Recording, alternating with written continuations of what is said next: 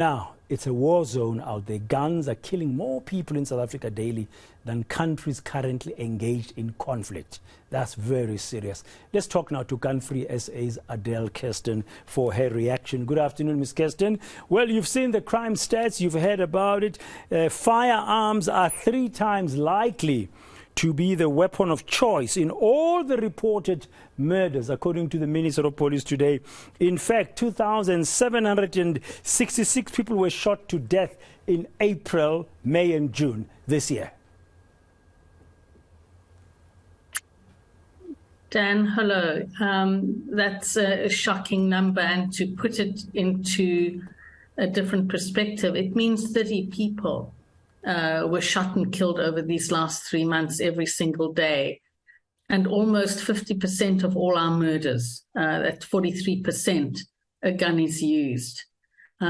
Imagine 2 taxi loads of people being crashed every single day. We would not be sitting on our hands. And it's time to really move swiftly to reduce the proliferation and circulation of these guns. And there are a number of things that I guess Gun Free South Africa wants to suggest in terms of how best to move forward. Yeah, we'll talk about those just now, Ms. Kirsten, but just back to what the minister was saying in their statement, that they also spoke about illegal firearms and the damage and the destruction that they cause. And they are saying these stats should be used as a management tool to guide their operational plans to deal with the proliferation of firearms. So what should they do?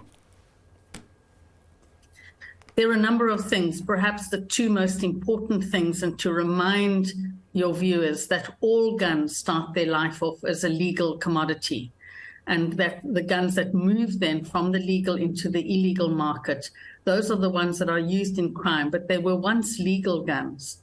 So a really important question for the police is, when you go to the crime scene where a gun was used, where is the gun? Has that gun been recovered? And the reason it's important to know that is because are we looking, are we talking about 2,500 guns that are used in each of these murders, or is the same gun being used to commit several murders? That's a really important question to be able to answer. So the task for SAPS is when you need to recover the gun, and once you've recovered the gun, you need to be asking the question, where does the gun come from? Where was it? Was it leaked out of SAPS stores? Is it through negligence of civilian owners? Is it because it was stolen from civilians or private security? Once the gun is recovered, the SAPS's task has to be to trace it from its origin. I don't know if you've seen the reports, because I'm not joining 2 crimes together, but I'm just trying to paint a context here. You've got an increase in gender-based violence and femicide. And recently there were reports that more and more South African women are looking to guns as a way to protect themselves against this violence, this pandemic of a violence that they are facing. So if you're a gun owner, you should have the responsibility, of course, to look after the gun and keep it safely. I mean, how do you then address a woman who says, we're being killed every day, we're being raped every day, I need to protect myself, I need to get a gun?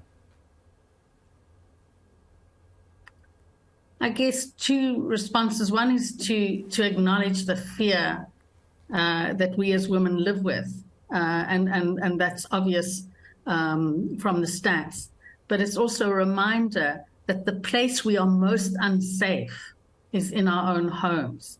And the stats are overwhelming, that women are most at risk for being shot and killed in their own home by their intimate partner with a legal gun. Guns are not the solution. There is no evidence that guns keep you safe. In fact, the evidence points in the other direction, and particularly for women in intimate relationships, there are a risk that women will be shot and killed in their own home. The second response is 24 guns are lost and stolen every single day from civilian hands. So having a gun not only does it not keep you safe, but it ends up contributing to guns entering into the criminal market.